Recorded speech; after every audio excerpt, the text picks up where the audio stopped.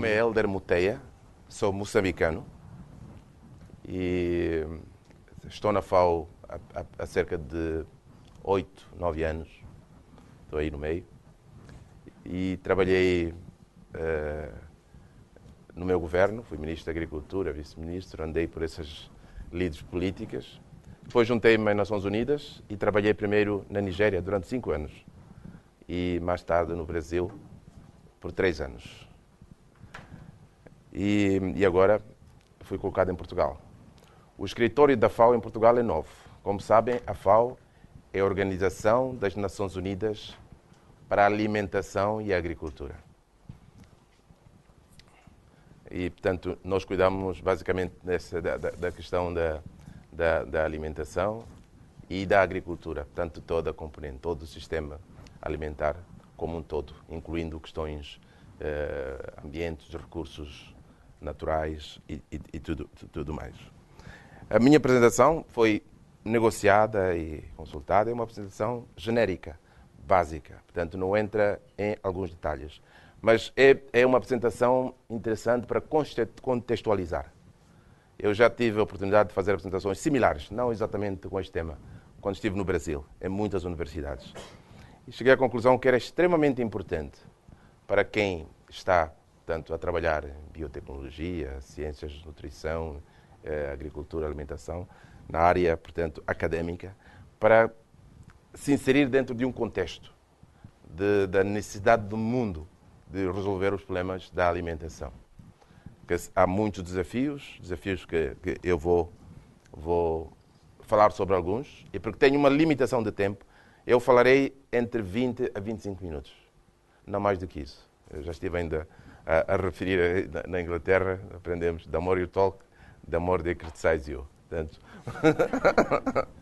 então é importante restringir-me no essencial, mas também para permitir aqui um espaço de debate e para compreendermos a organização, porque o objetivo, para mim, como representante da FAO, não é apenas fazer a apresentação, é para ver que parcerias nós podemos criar. E este é um primeiro passo de parceria e diálogo com a Católica de Porto, e nós gostaríamos de desenvolver muitas outras atividades em conjunto.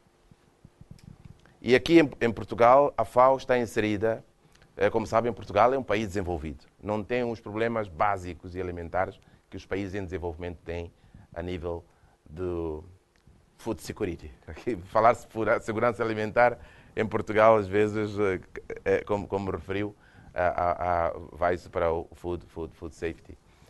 Mas nesta questão de segurança alimentar e nutricional, em Portugal nós não temos problemas básicos, mas o nosso objetivo é nós procurarmos aproximar Portugal com os restantes países, com os países que necessitam da capacidade e potencialidades tecnológicas que Portugal tem, a experiência acumulada. E vimos que a CPLP, que é a Comunidade dos Países de Língua Oficial Portuguesa, portanto, é uma plataforma que pode ser utilizada para que Portugal possa começar a oferecer mais. Está a oferecer, mas no nível que não corresponde a potencialidades que Portugal tem neste âmbito. Então, eu mais tarde, inclusive, vou apresentar aqui, porque a nível da CPLP nós iniciamos uma campanha. Como sabem, na CPLP temos cerca de 28 milhões de pessoas que passam fome.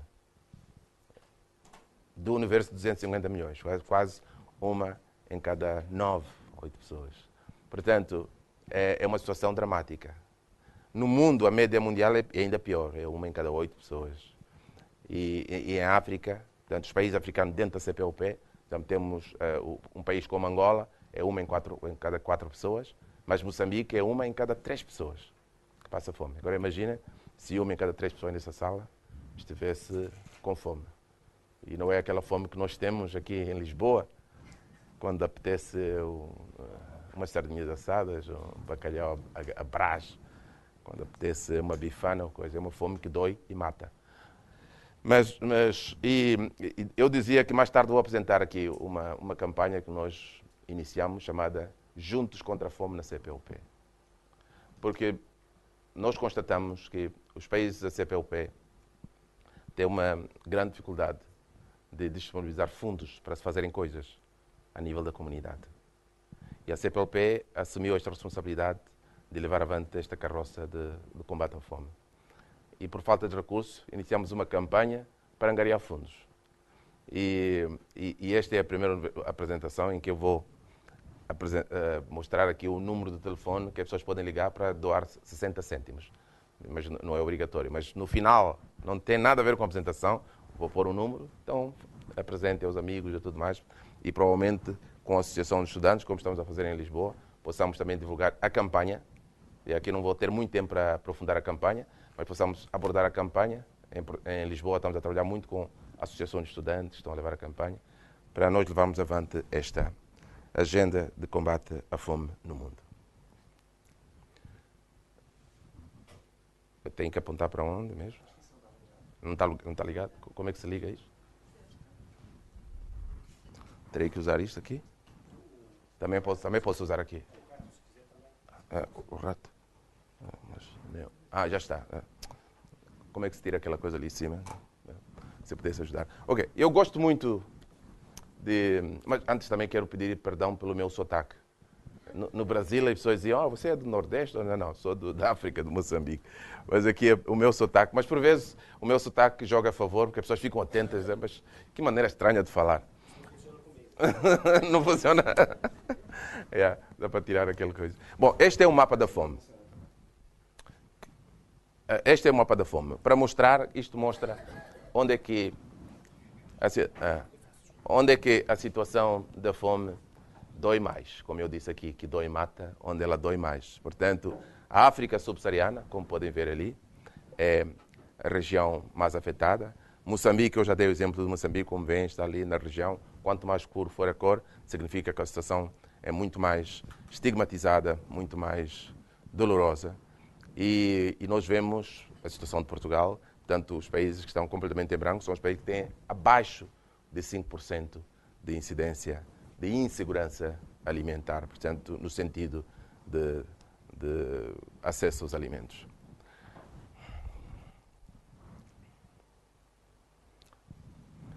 Isto aqui são alguns números, algumas estatísticas, que é bom para nós compreendermos. No mundo, nós temos cerca de 842 milhões de pessoas que passam fome. Quase 1 bilhão. Não, em Portugal são quase 1.000 milhões. É outra coisa que eu aprendi em Portugal. E está ali a estatística que eu tinha referido. 1 em cada 8 pessoas está nesta situação, portanto, é a média mundial. E aqui no quadro à esquerda mostra um pouco como o mundo tentou definir as metas. Como é que se ia resolver este assunto? A Millennium Development Goals definiu que se deveria reduzir... Já está funcionando. Não. Agora eu é que atrapalhei a questão. E o laser é aqui, né? Assim, tá bom. Então, aqui, na linha de cima, é como foi... A linha vermelha foi como definida pelo Millennium Development Goals, os objetivos do milénio. É reduzir para metade a incidência da fome até 2015. Pegando nessa definição, nós estamos mais ou menos no caminho certo, porque a linha tracejado é o target, portanto o objetivo, e a linha vermelha é o que aconteceu, é o que está acontecendo. Mas a Cimeira Mundial da Alimentação teve uma interpretação diferente. Definiu que era para reduzir para metade o número, não a percentagem. E aí, se nós pegarmos nessa definição, vemos que há um distanciamento. Daqui a aqui, uma boca a abrir-se aqui entre aquilo que seria o objetivo, reduzir, portanto, o número de pessoas, este seria o ideal, e este é o que está a acontecer, portanto, muito longe da realidade. Portanto, depende muito de como cada um interpreta os objetivos que foram definidos, ou pelo Millennium Development Goal, ou então pela Cimeira Mundial da Alimentação. E aqui temos mais alguns números para compreenderem. Primeiro, a imagem que choca. A África é o único continente em que a situação de insegurança alimentar piorou. Todos os restantes continentes tiveram uma situação melhorada de forma, portanto, assinalável. E a África foi o único continente em que o número de pessoas que passam fome aumentou. Portanto, e, como veem, 827 milhões de pessoas que passam fome vivem nas regiões em desenvolvimento. As deficiências de micronutrientes continuam a afetar quase 2 mil milhões de pessoas em todo o mundo. Mais de 100 milhões de crianças com menos de 5 anos têm baixo peso. Uma em cada 4 crianças com menos de 5 anos sofre de malnutrição crónica, baixa saturalidade, 31% tem falta de vitamina A, particularmente. Depois temos a nutrição infantil, que é responsável pela morte de 2,5 milhões de crianças. Portanto, há crianças a morrer por causa da fome, porque não têm o que comer. 1,4 milhões de pessoas têm sobrepeso, das quais 500 milhões são obesas. Enquanto procuramos resolver o problema de acesso ao alimento, há pessoas também que têm, nem todos os problemas de obesidade é por uma alimentação inadequada. Há problemas que também estão ligados, mas grande parte dos problemas, digamos 70%, 80%, é porque as pessoas têm uma alimentação, digamos, equivocada.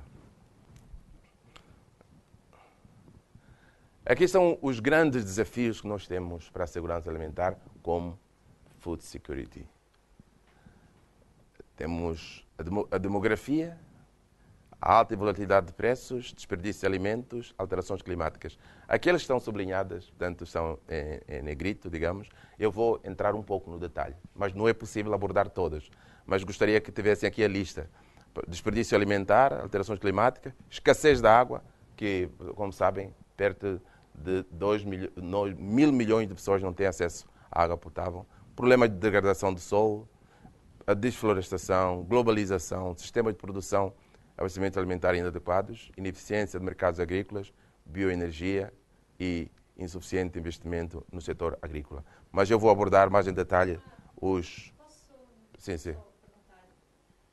Uma das questões que me choca é a injustiça no acesso e na distribuição da terra. Sim.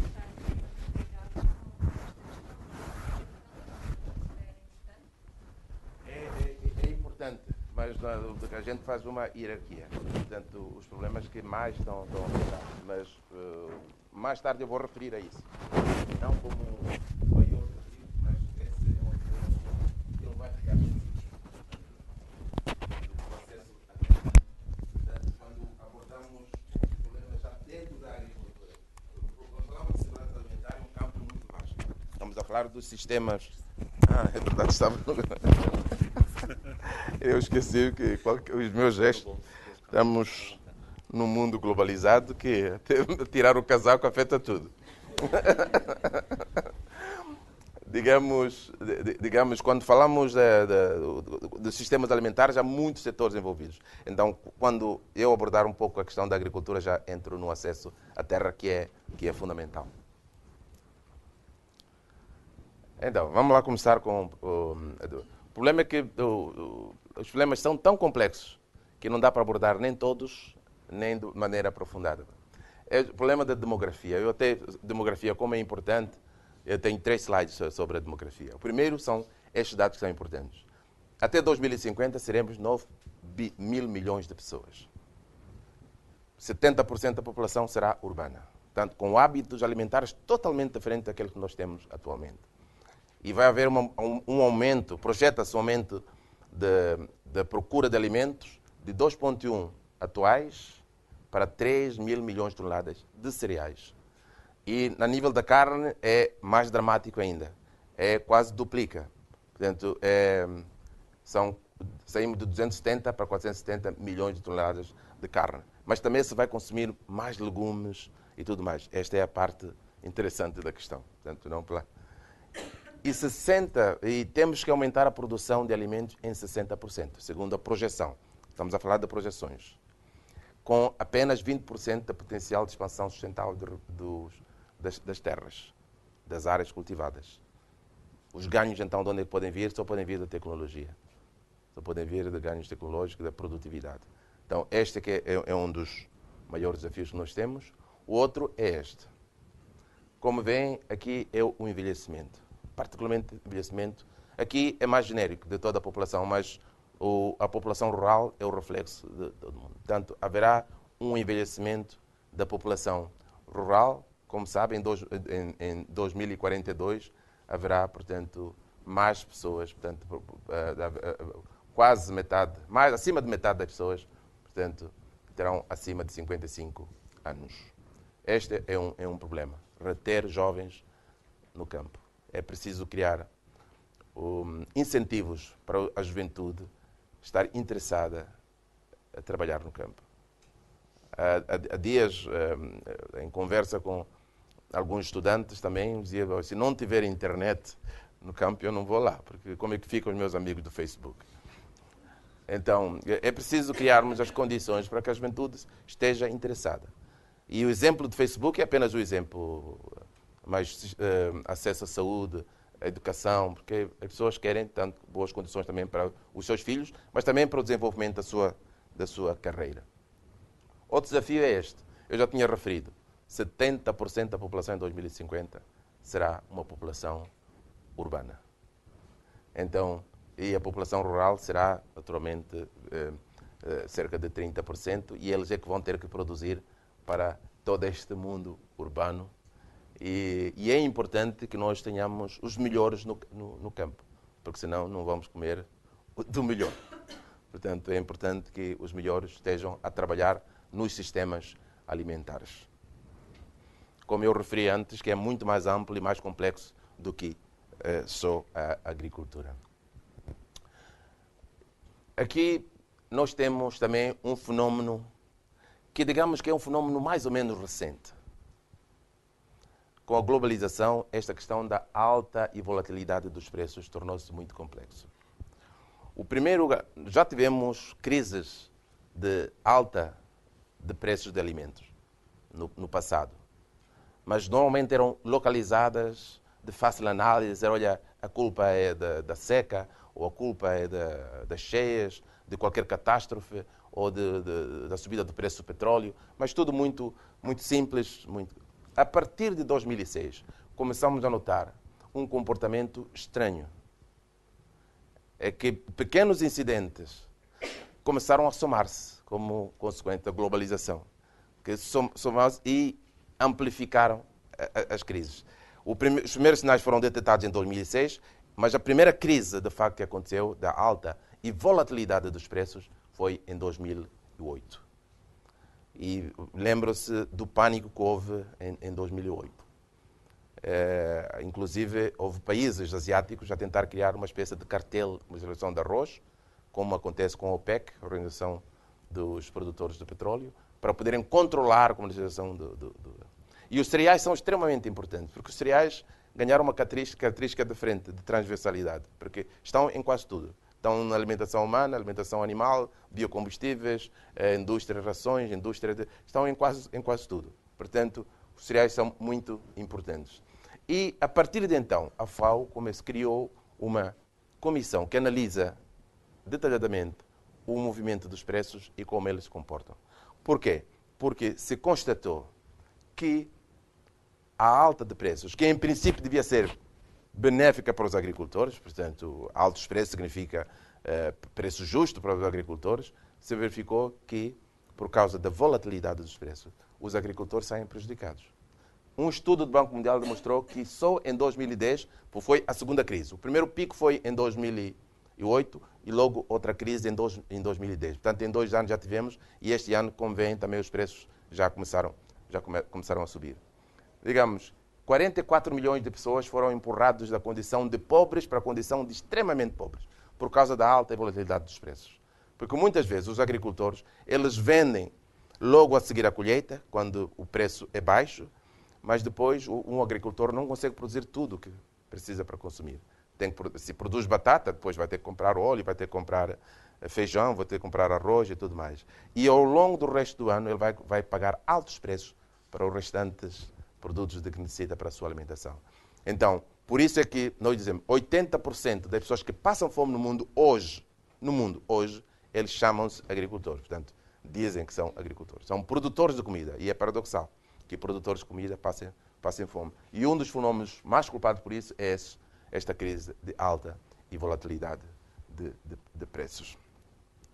Há muitos artigos sobre esta matéria que poderão ser estudados. E temos agora esta questão que está presente, que é o desperdício de alimentos. Também estudos recentes demonstraram que o que acontece hoje é, de facto, uma vergonha. Que nós estamos a perder cerca de 35%. Entre 30% a 35%, e em alguns países chega a 40% daquilo que é produzido é jogado fora, ao longo de toda a cadeia. Nos países menos desenvolvidos é mais por falta de infraestruturas, faltam tecnologia de conservação, tecnologia de processamento, falta mercado, inclusive, e acaba-se perdendo muitos alimentos. Nos países mais ricos, como Portugal, é já mais por problemas comportamentais, culturais, de atitude, de gestão. Portanto, joga-se muito alimento fora, principalmente as indústrias. Os grandes supermercados, cadeias de supermercados. Eu, há cerca de 7, 8 anos, estive no Japão e havia um grande debate público por causa do pepino. Uma coisa, veja o pepino.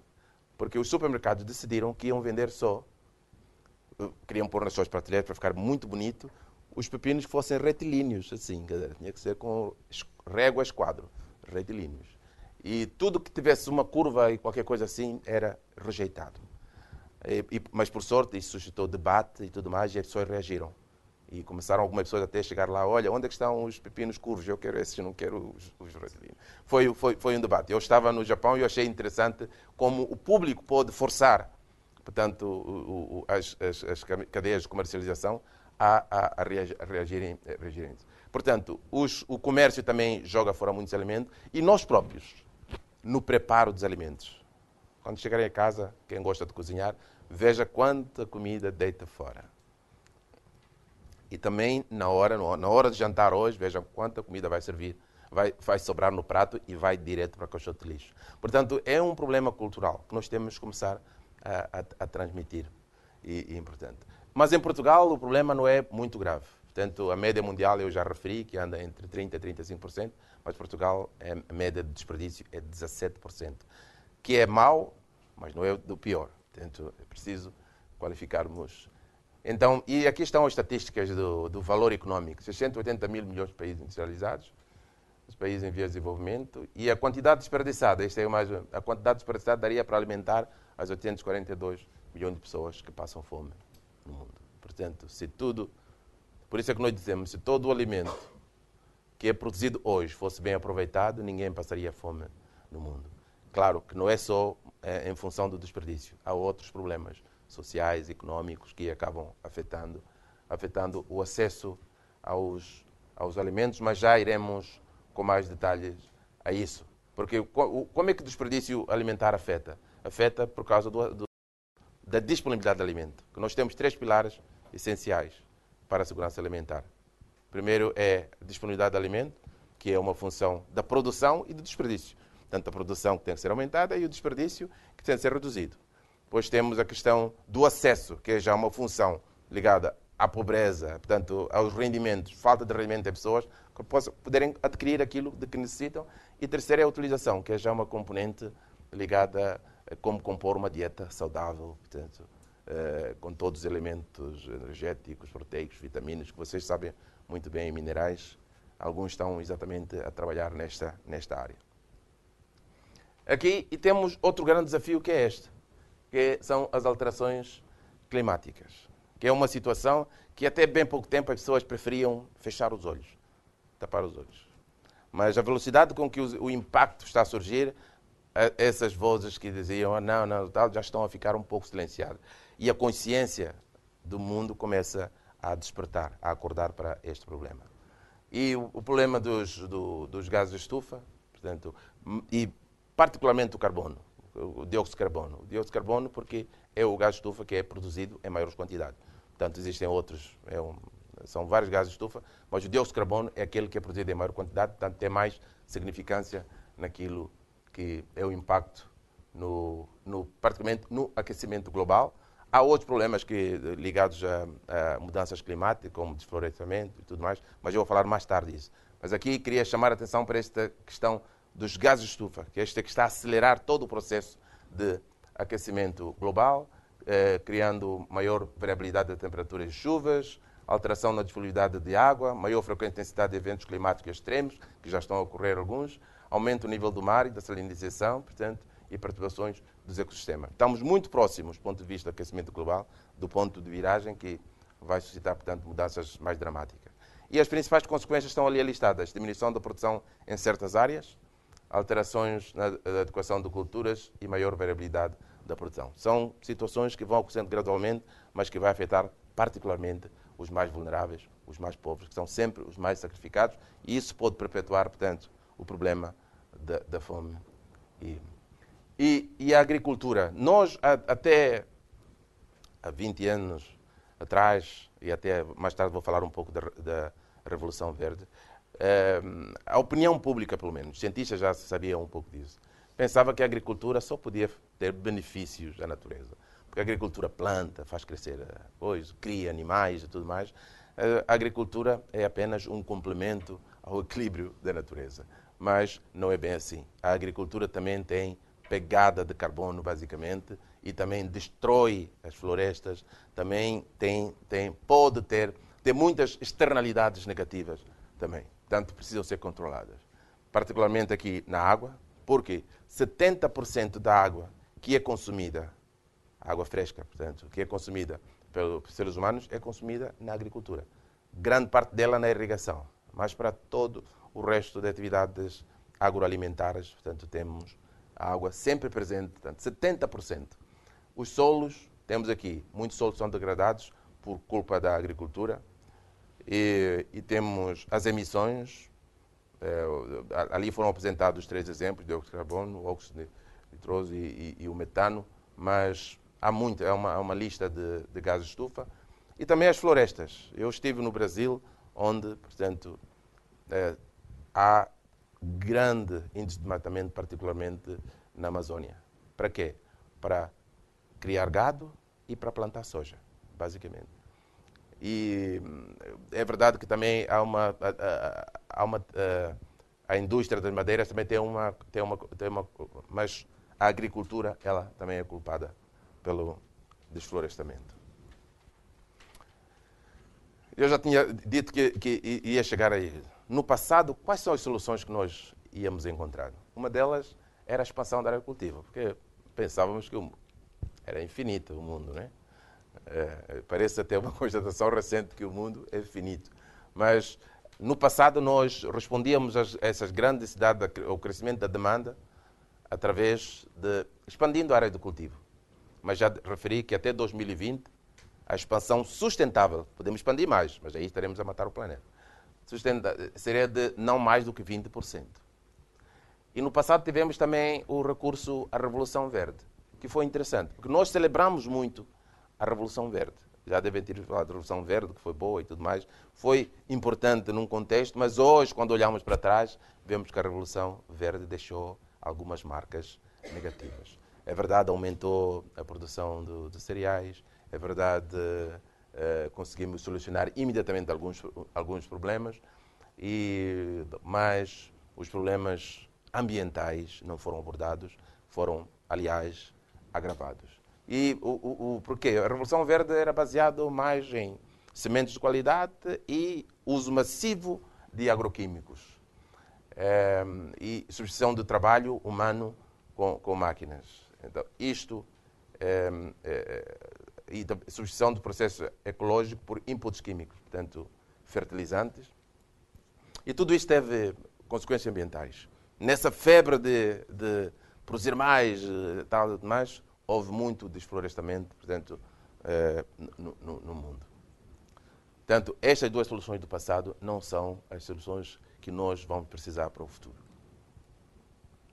E é por isso que nós, na FAO, estamos a tentar procurar uma abordagem diferente.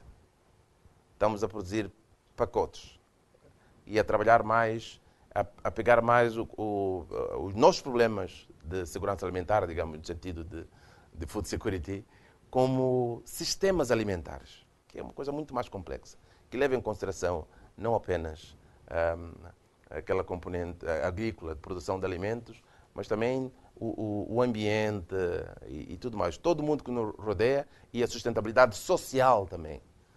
Que não interessa apenas que a gente tenha um pão no prato.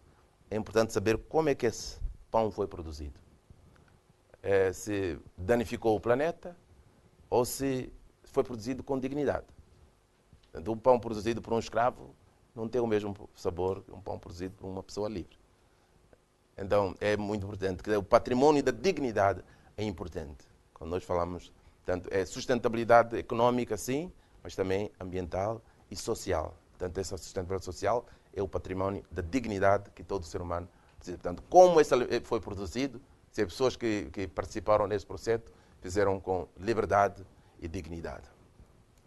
E nós estamos a tirar alternativas. Uma delas é esse, que é chamado Climate Smart Agriculture, agricultura inteligente face ao clima. Isto é uma tradução livre, que é composta por 3 pilares: aumento sustentável da produção agrícola e rendimentos, adaptação e aumento da resiliência face às alterações climáticas, que é o maior desafio, porque a forma como nós estamos a produzir e a forma como nós consumimos está a destruir a base de recursos que sustenta a vida no planeta. Portanto, é importante que nós pensemos neste segundo pilar e também a redução ou remoção de emissões de gases de efeito de estufa sempre que possível. Este é um dos pacotes que tem um maior enfoque na sustentabilidade ambiental. Mas há outros, que é para outro pacote. Este é um outro pacote que é chamado Sustainable Agricultural Intensification. Este é mais talhado para aqueles que querem uma atividade mais de intensificação. O anterior é mais uma atividade diversificada que encontra um equilíbrio entre diferentes atividades, que reutiliza, reusa e está em equilíbrio com a natureza. Este é mais quem quer fazer uma produção comercial, mas que siga as regras, portanto, da sustentabilidade também ambiental. E estes pilares são produzir mais na mesma área de superfície, conservar os recursos, reduzir os efeitos negativos do meio ambiente, potenciar o capital natural de prestação de serviços do ecossistema e sustentabilidade social, é aquilo que eu já referi, que é o património da dignidade. Como avançar? Este slide é mais para tentar resumir um pouco aquilo que são os caminhos. Eu procurei fazer uma apresentação mais ou menos genérica, para permitir depois o debate. Portanto, poderemos depois entrar em detalhes de cada um destes temas. Como eu referi, eu já tenho uma vasta experiência trabalhando em governos, ONGs e tudo mais. E já participei em muitas conferências em que se fala, se promete números, se promete ações e depois zero, não acontece nada. Tivemos em L'Aquila, foram prometidos bilhões de dólares que não surgiu. Houve promessas enormes, gigantescas e não aconteceu nada. Então, a primeira, é preciso uma abordagem pragmática, preciso agir. Portanto, acabou aquele tempo em que estávamos a falar, estávamos preocupados e tudo mais, e não agimos. E uma liderança forte, começando mesmo pelo G8 e G20, porque os problemas que nós estamos a atravessar são problemas globais e que têm que ter uma solução global, os maiores problemas. Esta questão do ambiente não será Portugal sozinho que vai resolver, nem a Inglaterra, nem os Estados Unidos sozinho, ninguém vai. Tem que ser todo mundo adotar ao mesmo tempo novos paradigmas do desenvolvimento. Portanto, é importante que tenhamos lideranças, mas não só lideranças, portanto, essas internacionais. Temos que ter lideranças nacionais, nossos líderes governamentais, nossos líderes parlamentares. E também comunitárias, pequenos líderes, a nível da comunidade, a nível de universidades. Pessoas que em inglês é que têm um termo que eu gosto muito, essa coisa de sermos formados, que são champions. Pessoas que possam ser champions, que pegam num tema e avançam, pesquisam e encontram soluções, motivam e mobilizam as pessoas para determinadas atitudes. E aqui temos aquela questão, basicamente, que é preciso apoiar a agricultura familiar. Eu apresentei aqui uma estatística genérica. 80% das pessoas que passam fome são agricultores. Mas são agricultores que têm uma agricultura rudimentar, que não consegue sequer, nem se pode chamar de subsistência, porque não consegue sequer sustentar a própria família. Então, como é que se apoia a agricultura familiar? E, aliás, eu esqueci-me de fazer referência a isso, o primeiro slide vem que tem aqueles bonequinhos. Era mesmo para eu, no início, fazer referência que este ano é o Ano Internacional da Agricultura Familiar. Foi definido pelas Nações Unidas. 2014 é o Ano da Agricultura Familiar. Esqueci-me de fazer na altura, mas já relembro agora.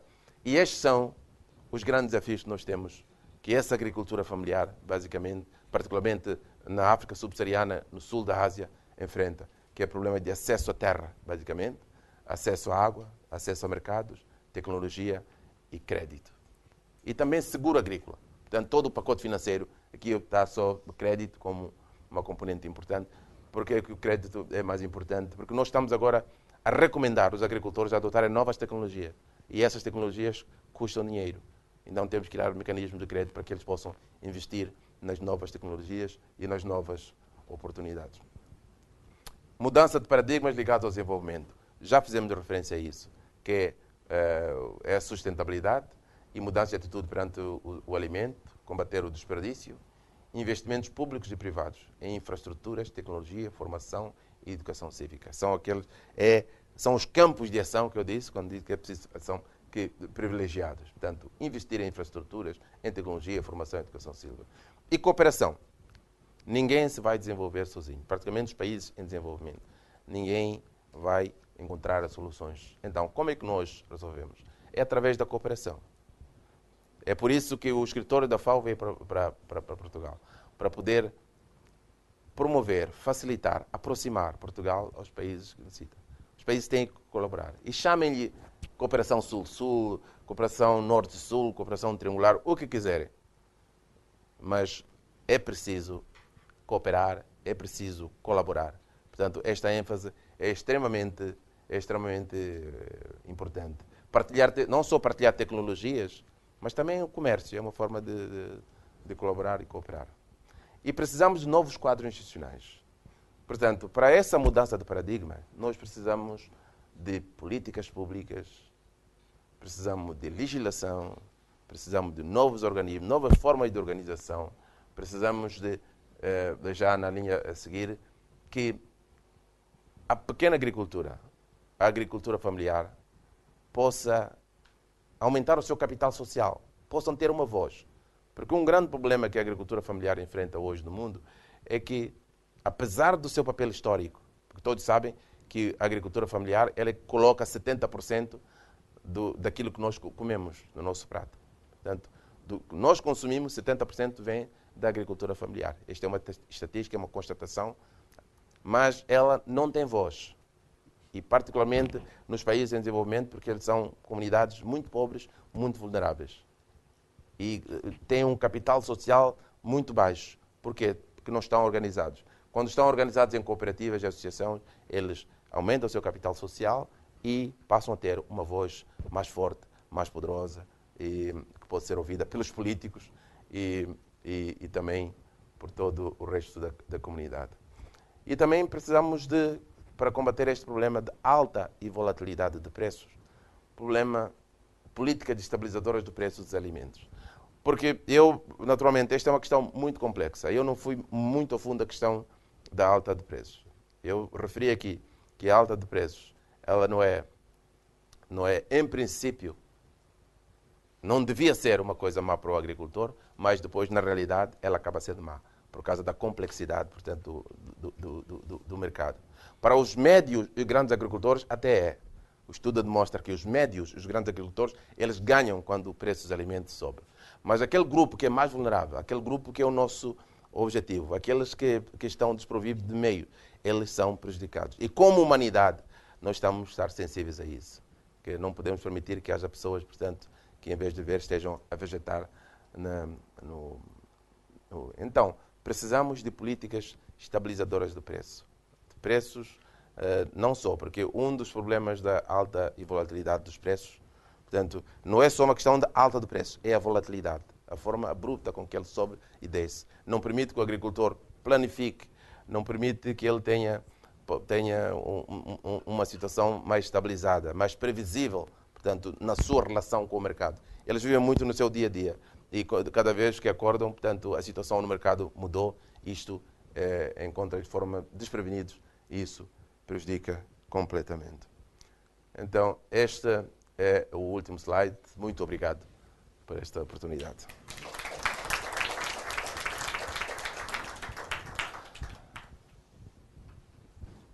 Eu tenho muitas questões. Faça o favor.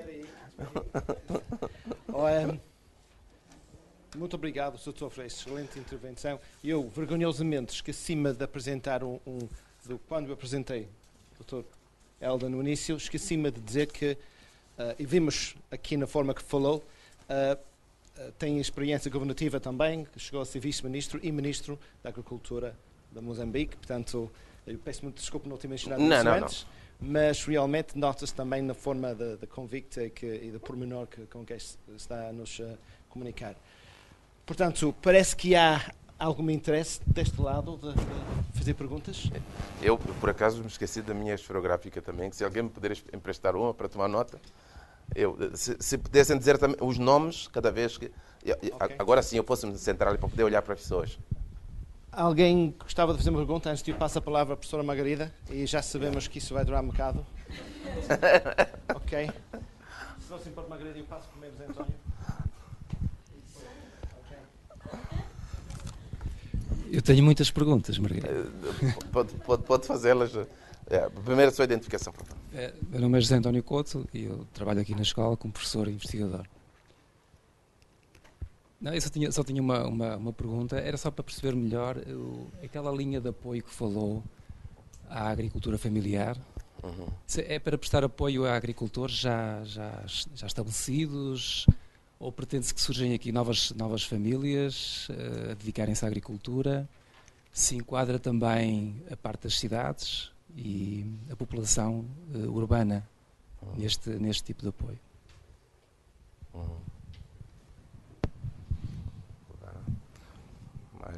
Mais perguntas? Pelo menos duas ou três, claro. Que é para não fazermos aqui uma economia de tempo. Economia de escala.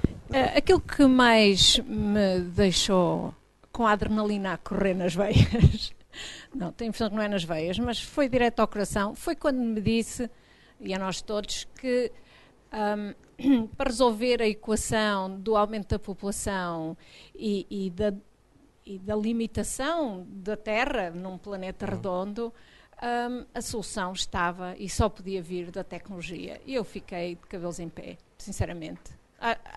E isso é o discurso que se ouve há 40 anos. E isso trouxe-nos onde estamos agora, que é sem grandes soluções à vista. Portanto, mais do mesmo vai-nos continuar a trazer zero soluções e a permitir que os problemas se agravem. Portanto, eu confesso, não sei porque é que eu estava à espera de um discurso diferente, mais arrojado. Eu sei que tenho de trazer aqui a posição institucional e não pode falar pela sua opinião própria, mas eu espero que a FAO esteja disposta a usar um discurso diferente muito em breve. Até porque o IAA-STD, aquele grande esforço cooperativo das Nações Unidas, que aliás também envolveu a FAO, e que fez uma avaliação do futuro da agricultura e da tecnologia aplicada à agricultura, verificou que, precisamente, mais do mesmo era impraticável, era completamente insustentável e a continuar. Eles chegaram a conclusões absolutamente dramáticas. Com o sistema atual, nós temos, para conseguirmos aumentar em $1 anual o rendimento dos agricultores mais desfavorecidos, nós temos de aumentar a produtividade agrícola em $160, que é uma coisa completamente inviável, porque nós não temos planetas para isso. Portanto, o IASTD já deu a perspectiva correta da multifuncionalidade da agricultura e de como ela deve ser atingida. E eu não encontrei isso aqui no seu discurso, embora houvesse aqui uma listagem muito exaustiva dos problemas, das causas, não houve essa perspectiva nem essa abertura em termos de soluções, quando essas soluções já estão identificadas. Por exemplo, quais? Por exemplo, o abandono das monoculturas e a adoção da policultura, que é precisamente uma das coisas que, aliás, também identificou, que referiu no seu discurso, quando disse um agricultor que produz batata vai vender a batata quando ela está barata, porque é quando acabou de produzir e não tem mecanismos de armazenamento, e depois o resto do ano precisa de batata, mas também precisa de outras coisas e vai ter de comprar quando está caro, porque já é fora dos picos de produção. Ora, se houver policultura, e uma das coisas que a ASTD demonstrou foi precisamente que a policultura é mais produtiva, nós resolvemos uma série de problemas com uma medida só, enfim, com uma lógica só. Eu ainda mal comecei a lista. Mas talvez pela profundidade destas duas questões, eu respondesse agora, porque isso pode ditar, portanto, sim. O debate. Eu vou responder essa da professora Margarida. Eu vou inverter um pouco, começar por esta questão. No fundo, estamos a falar a mesma linguagem. Como é que nós chegamos à pluricultura? Chegamos através de informação, de ciência e de tudo mais. Portanto, não será de forma aleatória. Quando nós dizemos... porque nós estamos com este desafio, a população a crescer. E quando nós falamos da tecnologia, não significa mais maquinaria, mais não sei o que mais. Não. Estamos a falar de tecnologia no sentido lato. Portanto, não é no sentido de mais máquinas, mais agroquímicos. Portanto, nós condenamos completamente isso. Eu acho que deixei bem claro que não estamos a favor nem do uso massivo de agroquímicos.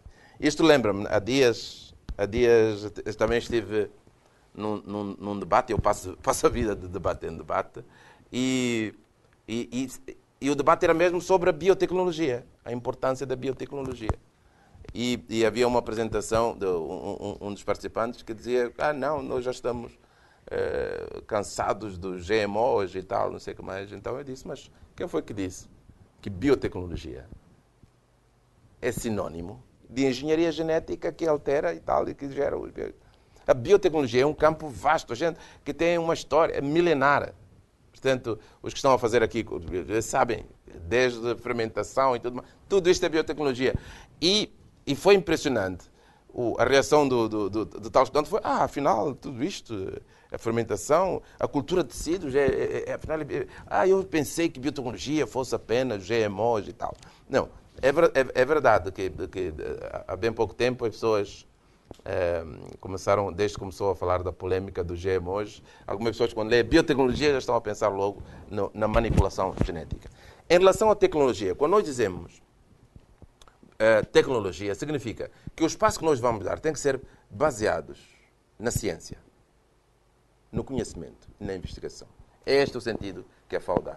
E também, espero eu, no conhecimento tradicional, milenar, claro, valorização, isso também é ciência. Valorização do conhecimento tradicional e tudo mais, e coisa assim. Isto também é a gente, para recuperarmos aquilo que foi perdido, é preciso também alguma forma de recuperação.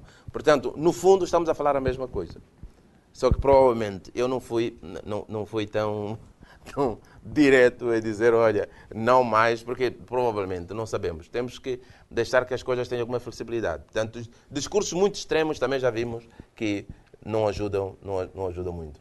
Portanto, era só para dizer que nós falamos a mesma linguagem, nós criticamos. A FAO já teve um discurso, portanto, a falar da Revolução Verde, que eu apresentei aqui. A falar bem da Revolução Verde.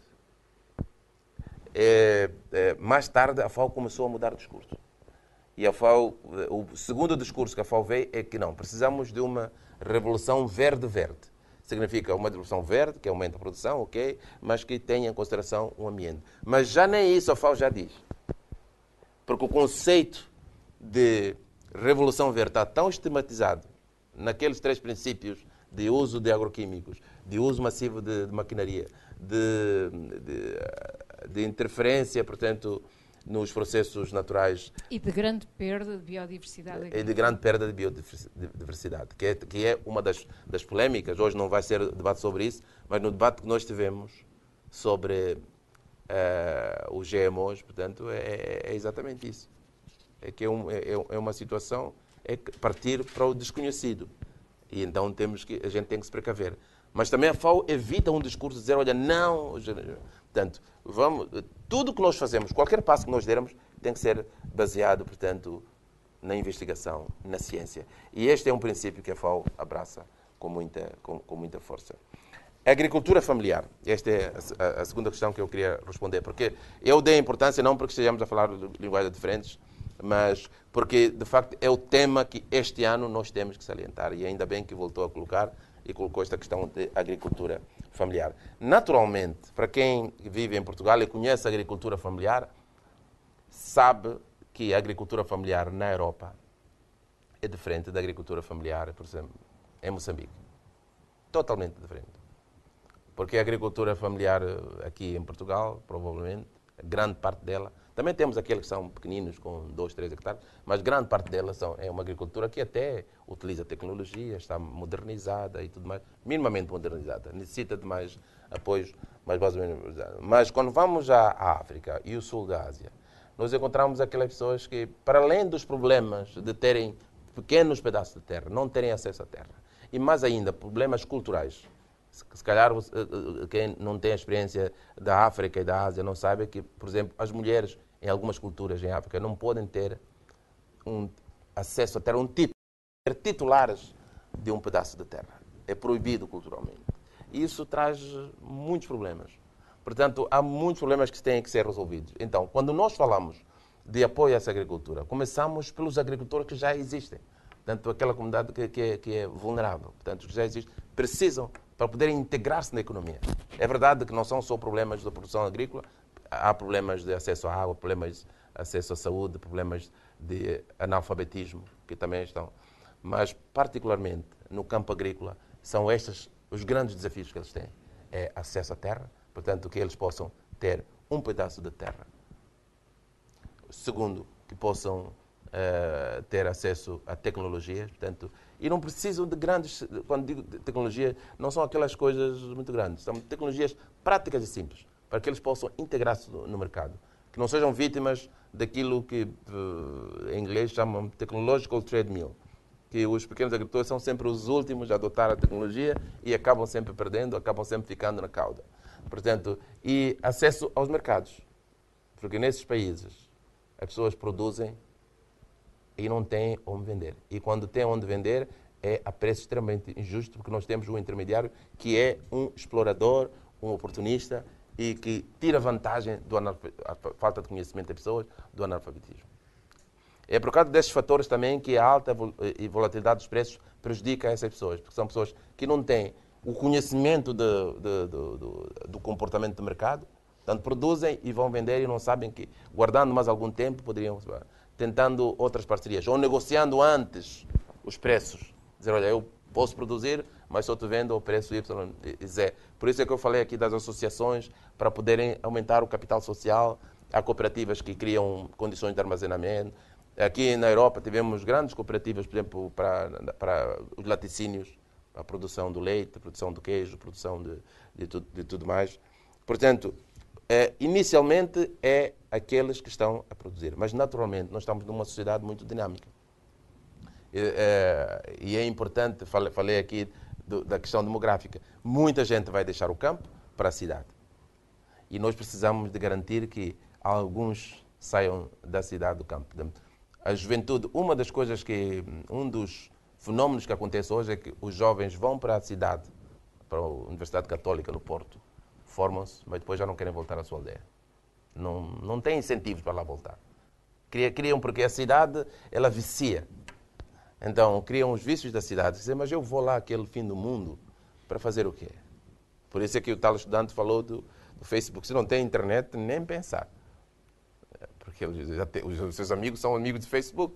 Já não tem aquele convívio direto de amigos de jogar a bola e tudo mais, mas é tudo ali, é tudo virtual. E já não pode viver sem aqueles amigos virtuais em que ele partilha as imagens, as fotos. Quer dizer, foi um exemplo, mas é paradigmático daquilo que pode acontecer. Portanto, nós temos que criar incentivos para os jovens dizer, ok, eu gosto da agricultura e trabalhar no campo não vai fazer diferença nenhuma, porque eu tenho lá boa saúde, tenho o sistema de saúde, tenho o sistema educacional, os meus filhos vão à escola, eu próprio posso estudar, frequentar e tudo mais, porque há escolas no campo, ou então há escolas abertas, digamos. Quer dizer, temos que criar incentivos para que as pessoas não se sintam marginalizadas ao voltarem para o campo. Mas aquela questão que colocou também é importante, que a FAO também está muito preocupada.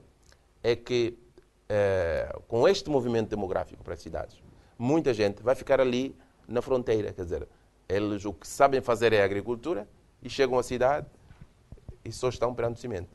Então, há aquilo que nós chamamos de agricultura urbana, nós temos pacotes, não apresentei aqui, nós temos tecnologias de agricultura urbana que estão a ser desenvolvidas, para que as pessoas também possam, dentro do contexto urbano, produzir. Portanto, há tecnologias de agricultura urbana que podem ser incentivadas. É basicamente isso. Mas também haverá alguns dos novos. Portanto, preparar a nova geração de agricultores. Já podemos passar para outras questões. Posso continuar? Uma outra pessoa? Depois voltamos à professora Margarida. Para não ficar com o diálogo. Eu queria ouvir mais alguns jovens. Que questões é que têm? Porque eu aprendo muito das questões, que a gente aprende muito das questões que a juventude coloca, porque é o futuro, né? Nós estamos a preparar essa juventude, eles é que vão ter que segurar muito. Que questões, que dúvidas, aí é que a gente aprende. Por exemplo, no início também da sua apresentação, Yeah. disse que... O nome... desculpa, Raquel Janeiro. Como? Raquel Janeiro. Raquel Janeiro? Eu mesmo. Yeah. Disse que o único continente onde continuava a aumentar a incidência da fome era o continente africano, enquanto nos outros estavam a resolver aos poucos e poucos. Mas não disse o porquê. Por que motivo é que a África continua a ir por... É. Essa é uma pergunta interessante. Porquê? Sim, não sei se é curta. Uma das razões... Vem um bocado, se calhar, na lógica da pergunta da Raquel, embora noutra vertente. Referiu a globalização como origem e causa da volatilidade dos preços, que de facto traz uma enorme instabilidade, que é totalmente insustentável. Mas a globalização já começou há muitos anos. Nós já temos grandes empresas agroalimentares mundiais há décadas, e essa instabilidade atingiu um novo patamar agora nos últimos anos. Portanto, alguma coisa além da globalização aconteceu. Não é a globalização tout court que explica isso. Enfim, daquilo que eu tenho lido e refletido, estas coisas aconteceram nos últimos anos por causa da financialização da alimentação. Basicamente por causa da utilização da produção agrícola para biocombustíveis. Ou, mais exatamente ainda, por causa da imposição de metas obrigatórias nos Estados Unidos e na União Europeia de utilização de biocombustíveis. O que garante um mercado para a produção agrícola que não é o seu tradicional, que não é para alimentar pessoas. E, portanto, isso deixa-me muito preocupada. Eu penso que a única forma de voltar atrás é desacoplar os mercados da produção agrícola, porque a alimentação e a comida e a agricultura não são uma atividade económica como as outras, têm de ser tratada com pinças e uma forma muito diferenciada. E isso passa por reconhecer que esta estratégia de adoção de biocombustíveis falhou redondamente e que põe em concorrência direta neste leilão global os mais desfavorecidos versus as pessoas que têm carro para abastecer. E isso é um leilão que os pobres nunca vão ganhar. Portanto, eu gostava de saber qual é a reflexão da FAO relativamente a este caminho dos biocombustíveis, que para mim é mesmo um buraco. E pronto. Mais alguém? Mas eu poderia responder essas duas, porque são profundas. Tenho que comentar. Mais alguém quis fazer a pergunta? Pode estar associado. Mas tenta então. O meu nome é Conceição Hogg, também sou professora aqui na escola. Com os números que apresentou, parece que com o desperdício nós conseguimos alimentar as pessoas que têm fome. Portanto, aumentar mais a produção é aumentar também mais o desperdício. Ou seja, se dividirmos a quantidade de alimentos que existe no mundo pela quantidade de pessoas, com certeza que há alimentos para todos. Como é que nós conciliamos estas duas situações? Uma situação de não há falta de alimentos, há excesso num sítios, há falta noutros. Tem a ver com um pouco, tem um ponto de interseção com a outra questão. Mas eu vou responder vou responder a esta questão. E vou começar pela questão porque é que a África, porque é que o problema da fome está estigmatizado em África, é um problema crônico. É também um cocktail de causas. E a lista é longa. Tem a ver um pouco com a história também. Os regimes coloniais, os regimes escravagistas, a exploração da África. Mas, basicamente, se nós olharmos de forma crua e simples, sem tentarmos culpar alguém, o problema. Tem problemas básicos como, por exemplo, o analfabetismo.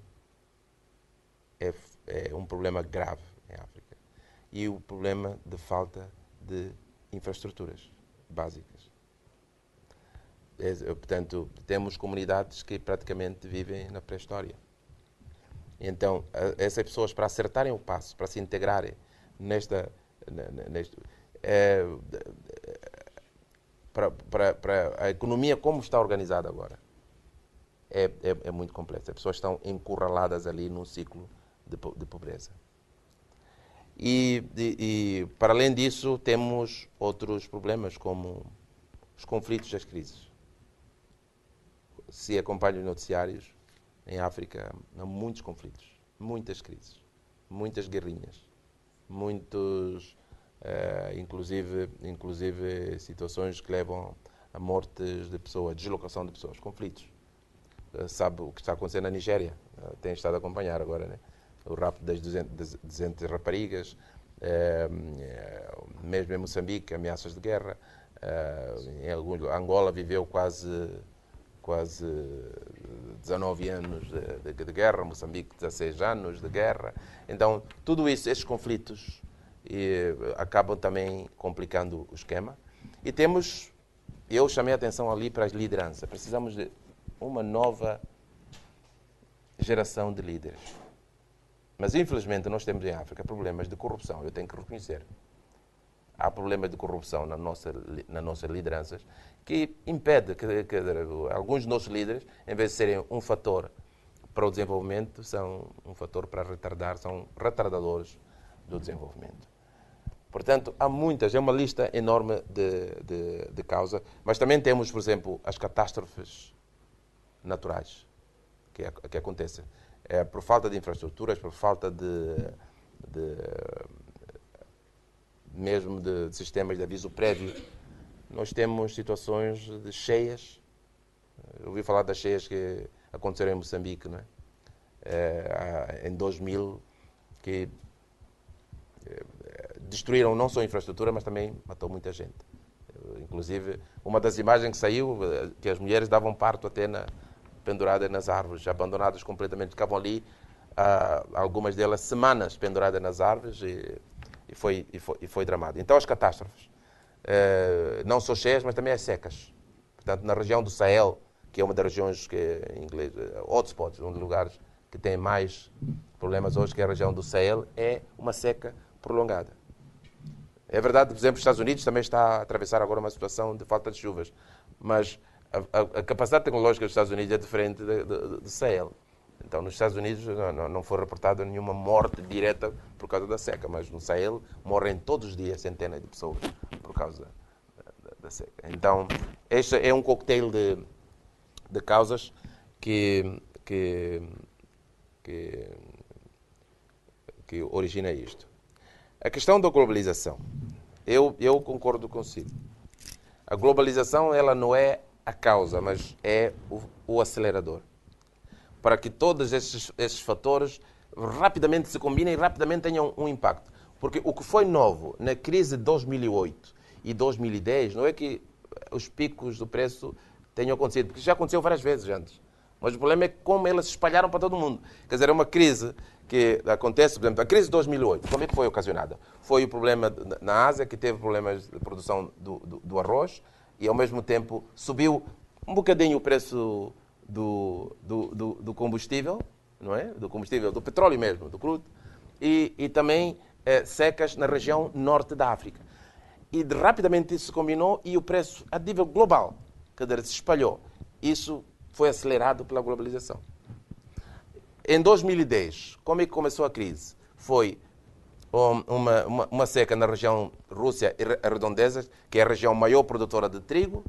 A Rússia decretou, entrou em pânico, decretou restrições à exportação de trigo. E só isso causou ondas enormes em todo o mundo. No meu próprio país, Moçambique, eu cito muito meu país, no meu país, a restrição da Rússia, essa decisão da Rússia, por decreto, de limitar a exportação, fez com que o preço do trigo subisse rapidamente. E Moçambique fez um ajuste de 0,2% no preço do pão, que provocou uma manifestação em que morreram pessoas na cidade de Maputo. E durante 3 dias não se trabalhou na cidade.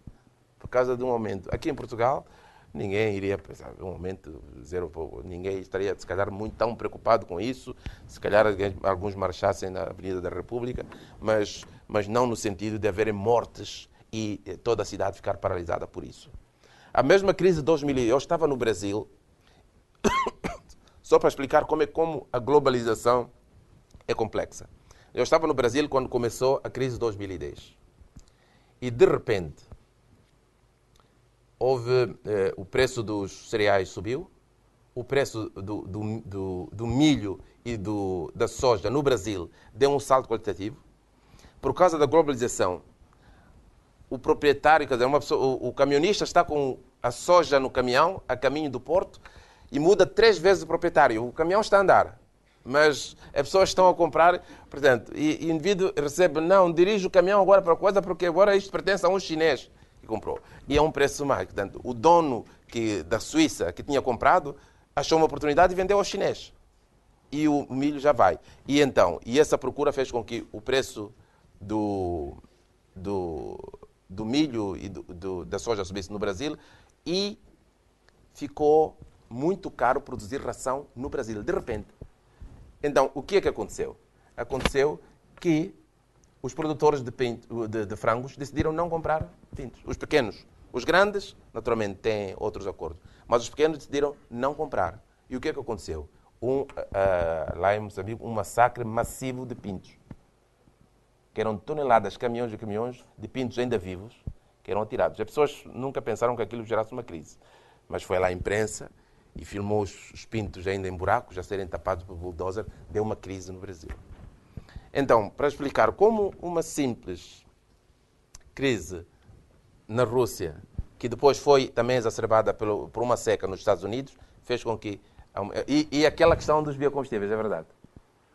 O que acelerou mais foi essa coisa nos Estados Unidos. Essa coisa de utilizarmos cereais para produzir biocombustíveis é uma das maiores catástrofes que está a acontecer hoje.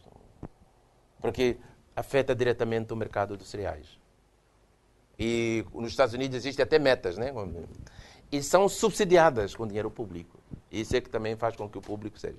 Portanto, queria dizer que a globalização é um acelerador. E o que nós precisamos, de facto, como referiu, e eu referi aqui na minha apresentação, é novos regimes institucionais. Políticas públicas que favoreçam certas práticas e que reprimam outras. É através desse... Quando falamos de regimes institucionais, são essas novas regras, práticas, princípios, valores que digam, olha, estas são as coisas que nós devemos. Isso, infelizmente, tem que ser feito por políticas públicas, por legislação, e precisamos, por isso, de boas lideranças, bons deputados, bons parlamentares, bons governantes, para que nos indiquem o caminho certo. E esta questão do desperdício, se aumentar a produção, vamos aumentar o desperdício.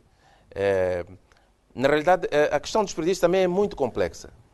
Porque qual é o problema do desperdício?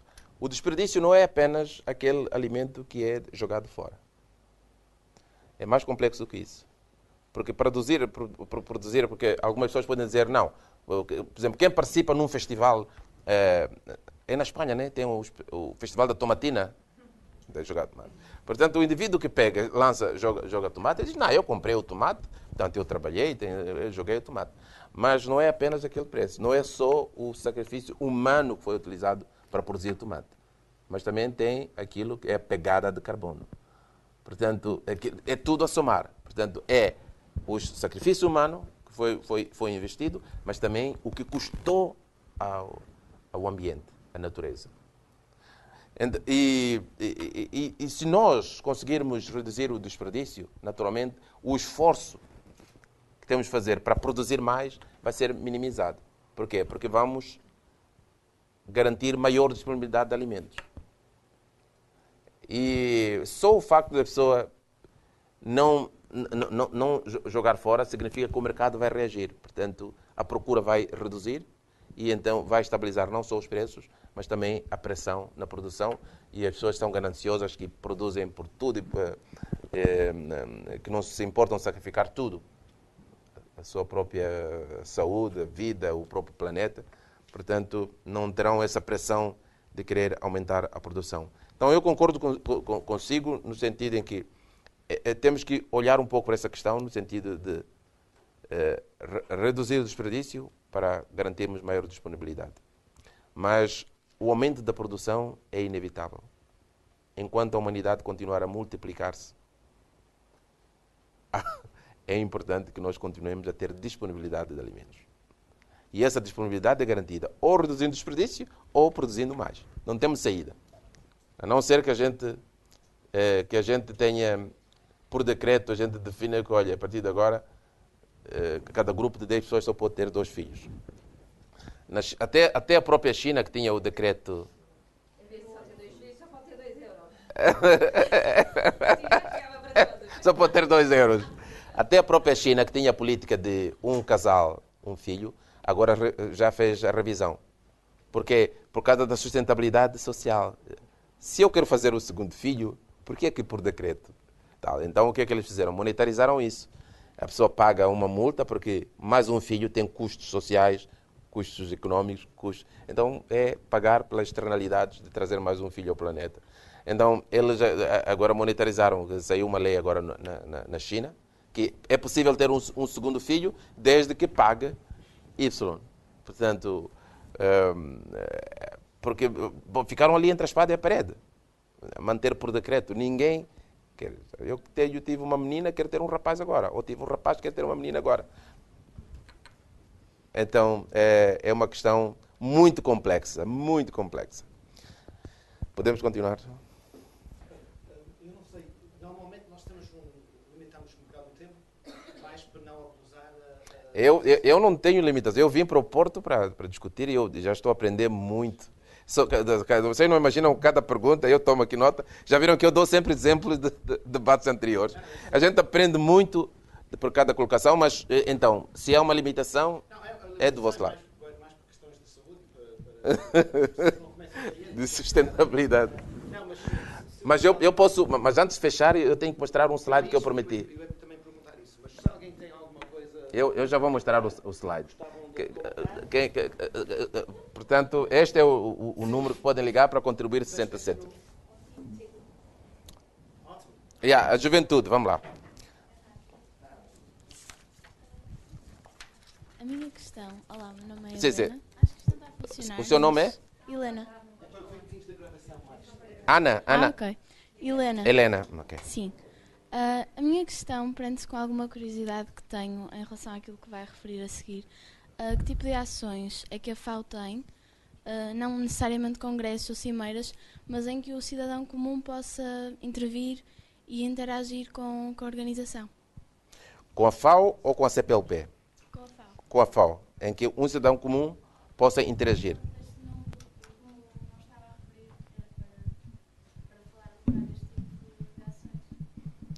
Eu gostaria de entender melhor a pergunta. Pode explicar-me um pouco mais, que é para eu ir direto, senão não consigo responder. É como, se eu entendi, como é que um cidadão comum pode entrar em contato com a FAO? Ou pode participar? Ou pode integrar-se dentro da família da FAO? Como? Não, como é que pode contribuir para as ações desenvolvidas pela FAO? Mas de que tipo? Contribuir para Este tipo com atividades, de- com alimentos, com sim, dinheiro, este com tipo isto? de intervenção. Ainda bem. Muito obrigado. Agora já percebi. Eu vou começar pela forma mais simples. É a contribuição com 60 cêntimos. Que é Mas... aqui em Portugal não é muito. Tomem nota do número e, por favor, façam a ligação ainda hoje, antes que se esqueçam. 60 cêntimos vai ajudar. Mas há muitas formas de contribuir para a FAO.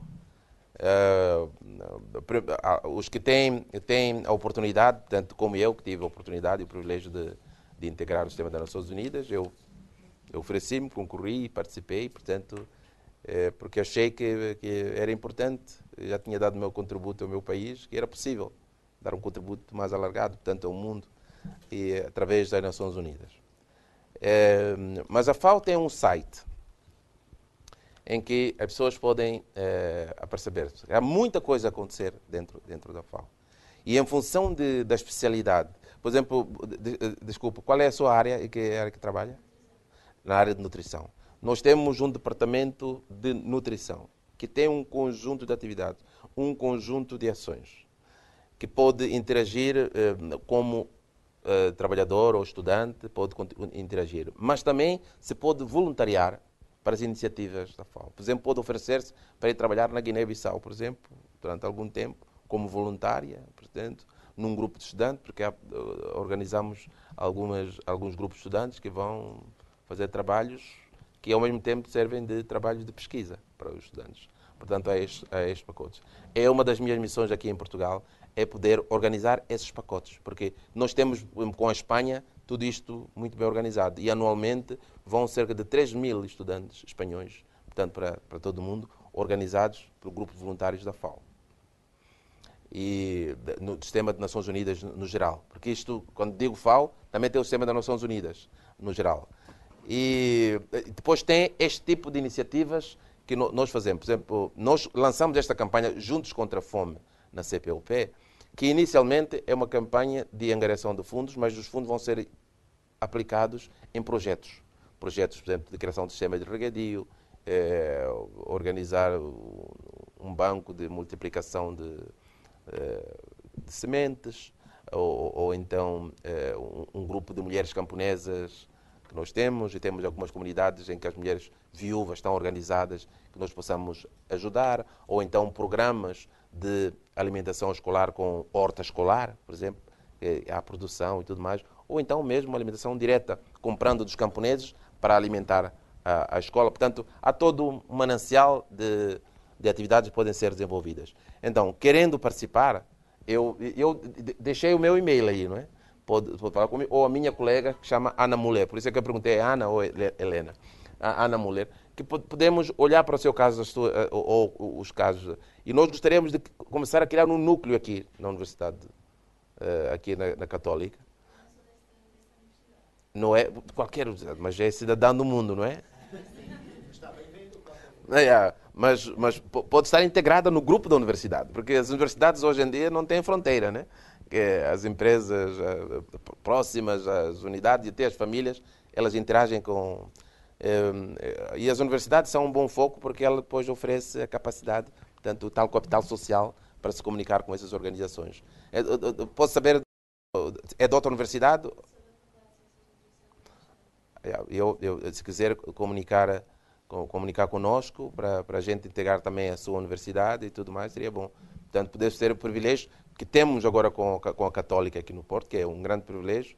Em Roma ficaram satisfeitíssimos ao saber dessa oportunidade. Nós temos de começar a interagir, porque este é que é o meu papel. E futuramente nós queremos levar estas universidades, os grupos de estudantes, tudo mais, para a África. Há dias, anteontem, já foi ratificado, portanto, a plataforma, o acordo FAO, o governo português, para poder criar isso. Recebemos com muita satisfação, que já foi, o Parlamento ratificou e o Presidente também, e o Presidente da República. Então já podemos legalmente fazer esse tipo de colaboração e cooperação e com financiamento do governo português. Porque um grande problema, para quem não conhece como funciona as Nações Unidas, as Nações Unidas vivem de recursos que são dados pelos países mais desenvolvidos. E os países mais desenvolvidos assinaram uma cláusula, no fundo, que nenhum dólar pode ser investido nos países desenvolvidos. Portanto, o único dólar que pode entrar aqui é o que paga o meu salário. Mas quando tivermos que realizar atividades aqui, tem que ser pago pelo governo português ou então pela União Europeia. Isso já está acordado. E este instrumento legal que foi aprovado agora é fundamental para que nós possamos recorrer. Inclusive, ontem mesmo, já fui comunicado pelo Instituto Camões a dizer que já tem alguns recursos para nós fazermos algumas coisas. Portanto, essas regras, porque mal eu cheguei a Portugal, alguns diziam, mas porquê que não fazemos isto? Não tem recursos nenhum? Não posso investir $1. Se a auditoria nota que eu investi $1 em Portugal para um camponês, um agricultor, toda a FAO vai ser criticada, porque, infelizmente, Portugal é um país desenvolvido, então tem que ser com recursos próprios ou então comunitários. Mas já existe a plataforma legal para fazermos isso, e é por isso que... eu depois vou deixar também os meus cartões, para quem quiser. Portanto, eu vou inclusive deixar aqui, quem quiser pegar um cartão para comunicar comigo. E começamos a construir. É assim que a gente criamos os laços e vamos desenvolvendo. E através de mim também tem a minha colega, que eu não sei se estava ali, acho que não pus, mas eu depois poderei passar o contacto dela também. Mas... Já tomaram nota, por favor, do número? Por favor, digam a família toda para fazer a chamada. Deixe-me só agradecer mesmo esta disponibilidade que tenho tido. Por acaso, eu devia ter mencionado isso, mas nós próprios na biotecnologia, aliás, a nossa colega a professora Manuela, que infelizmente não está cá, mas tinha outra coisa marcada, temos alguns projetos ligados a estas áreas de desenvolvimento, ligado à procura e da compatibilização de produções africanas. Sim. Em mercados de alto valor. Portanto, Sim, a ideia de poder fazer exportações com valor acrescentado é um projeto chamado AFTA, um projeto europeu, em que nós somos parceiros também, e houve também antes disso, chamado Gratitude. Portanto, é uma área que também gostávamos de continuar a desenvolver. Aos nossos colegas que vieram de outras faculdades, estão muito bem-vindos, como nós sentimos muito bem-vindos quando vamos a FCNAUP. Portanto, venham mais vezes. Sr. Doutor, muito obrigado por esta sessão que eu acho que satisfez, provocou quem já estava mais ou menos dentro do assunto, mas também despertou o interesse, de certeza, em quem tinha um interesse muito de passagem nisso. E eu falo por mim, estou muito interessado neste tudo que foi dito aqui, vou me informar tudo de como é que ajuda a FAO e tudo isso. Portanto, e conto connosco na Biotecnologia, na Católica, para realmente materializar esta colaboração e fazer isso, que não para aqui, que só com palavras, e comece a ser ação mesmo. Portanto, muito obrigado, foi uma tertúlia muito exemplar. Muito obrigado.